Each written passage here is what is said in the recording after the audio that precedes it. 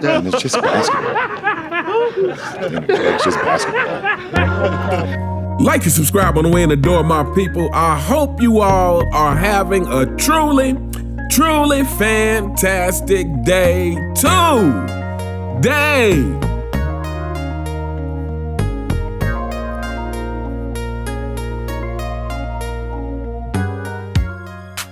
Welcome back, my people. Welcome back. Well, when the 4 and 6 kingdom is crumbling, every day is Fanboy Friday. So Craig Carton on his show was talking about LeBron James' fake injury, was talking about LeBron James' supposed sciatica problem, and basically saying that he doesn't believe this is a sciatica problem at all. And I think that's probably what most of us feel. Obviously, LeBron James is throwing a temper tantrum because LeBron James has lost control. Fanboys, we know this hurts, and we are glad that this causes you some pain. So without further ado, my people, let's go ahead and get into this clip. Everyone is acknowledging it's Luka's team now. Luka Doncic is the best player on the Lakers. And based on the 5-game start, and they're a game over 500 with last night's win against the T-Wolves. Again, no Anthony Edwards either, so kind of a weird game to handicap, right? But the reality is that he might not even be their second best player the way Austin Reeves is currently playing. Let's give him his flowers. So he's in his feelings right now. Wah! No one's talking about me like they used to talk about me. I'm not the best player on the team anymore.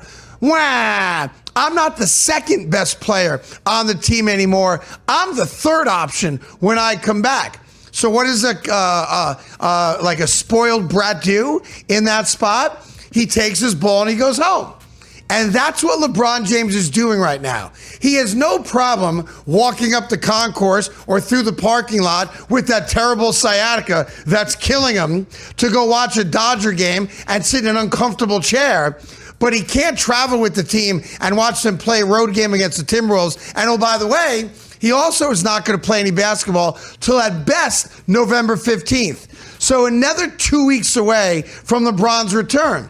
And here's what backfired on him. In my opinion, LeBron James thought with him sitting out, the Lakers would struggle and they'd get off to a really, really bad start. Let's just call it 15 games, 5 and 10, that type of thing. And that they would beg him to come back and they would plead with him to come back. And the fan base would be, we need LeBron. We need LeBron. But here's the reality that he didn't count on. Austin Reeves is really, really good. Now, no one saw Luka getting hurt. That wasn't a part of the equation, but it backfired on him. He thought that I'll sit out, the Lakers will struggle, people will stop talking about how Luka's this and Luka's that, and it's Luka's team. They'll be desperate for him to come back. He'll come back, they'll dominate, or they'll win a bunch of games, and all of a sudden, people will then say, thank God LeBron is here. No lies detected, people. No lies detected. Round of applause for Craig Carton. LeBron James fanboys, can you feel it? Can you feel it, LeBron James fanboys? Can you feel the walls caving in on you? Can you feel the walls caving in on your king and the 4 and 6 kingdom and the manufactured legacy that he was allowed to construct over the years? Can you feel that the end is near, LeBron James fanboy? So before we get into this, I just want to say this. I think 2 years ago, you would have been hard pressed to find a media personality go this hard on LeBron James, to say he's a spoiled brat, to call out the fact that, hey, this backfired on you, and to just say what it is. And so, again, this is just another sign what we've been saying on this channel almost since the beginning, and that is when LeBron James nears the end, the kingdom will crumble. Now let's talk about what he was saying. Now, obviously, the thing about the sciatica injury, the thing about him thinking that the sciatica injury is not an injury at all, I think that's a sentiment that we all share. And he talked about the fact that LeBron James didn't travel to Minnesota to sit with the team. Instead, LeBron James was at a Dodgers game. I wonder if he got booed at that Dodgers game.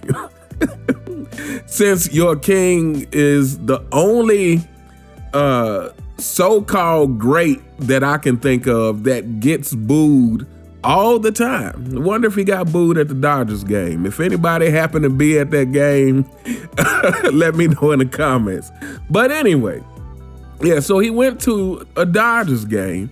And so, this is like clear-cut defiance of the NBA. And Adam Silver, if he had any kind of spine or backbone at all, he would not be cool with this. This is just like a terrible look for the NBA. But at the same time, the NBA has been looking terrible for so long.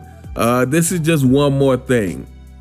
But what he said about LeBron James is absolutely right. We have been hearing that LeBron James is going to sit out and evaluate the Lakers before he comes back in. But Craig Carton, I believe, is absolutely right. Look, this was a manipulation tactic that has backfired. This is a manipulation tactic that has backfired with Luka putting up several 40-point plus games, and then Luka being out and Austin Reeves putting up 40 plus point games. And this, I'm sure, is not what LeBron James was expecting at all. I'm sure he was hoping that the Lakers would get off to a horrible start so he could say, yeah, see, you need to go out there. You need me out there. People think that flopping is deplorable. Flopping is actually a big part of my success. If it wasn't for flopping, I wouldn't be a 4-time champion. So yeah, to take that, Lakers. You better extend my contract or else I'm sitting out the rest of the season. Yeah, LeBron James thought that this was gonna go one way, and it has went another way. It has went by the Lakers showing. And again, let's put aside the fact that, what are the Lakers, a game over 500 now? Let's put that aside, and let's just look at the fact that when LeBron James is not on the court, the Lakers look so much more joyous out there as a team. They look so much more like a team when the cancer is not on the court. Dave McMenamin, I believe is his name, one of LeBron James' unclutched sports flunkies. He's the one who put out that narrative about Russell Westbrook being a vampire in the locker room. Ironic, because to me, it is clear that LeBron James is not only a vampire on the Lakers, but he has been a vampire on the league as a whole. LeBron James has taken everything good about the NBA and turned it to everything bad about the NBA. LeBron James, when he's on the Lakers, there is no joy on the court. Everybody looks like, I hope I don't piss off LeBron so he can throw me under the bus. I hope I'm not the next scapegoat. I hope I'm not the recipient of some of his passive-aggressive antics. I hope he doesn't try to get me traded behind my back. When LeBron James is on the court, there is no joy on the court with the Lakers. So, and I want to say this for you LeBron James fanboys.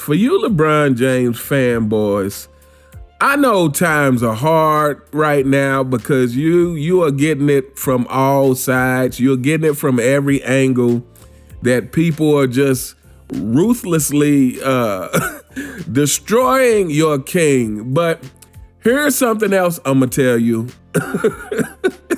More bad news, fanboys. Here's something else I'm going to tell you. The worst of it is not going to come from the outside. The worst of it is not going to come from the mainstream media or from content creators. The worst of what you are going to hear about LeBron James is going to come from someone who thought he was a friend. It's going to come from someone close to him that he absolutely pisses off, and then they just go and spill the beans about everything. That's what's going to happen. The worst of it is going to come from someone close to LeBron because, again, he has gotten too big for his britches. He thinks that he's untouchable. And again, the moment you think you're untouchable, that is the moment when you know you need to just get out the game for your own sake. The moment you think you're untouchable. And it is clear by the actions of LeBron James that he indeed thinks he's untouchable. I would argue this. Just the fact that LeBron James thought it was okay to get his bum son a job as a Laker when his son clearly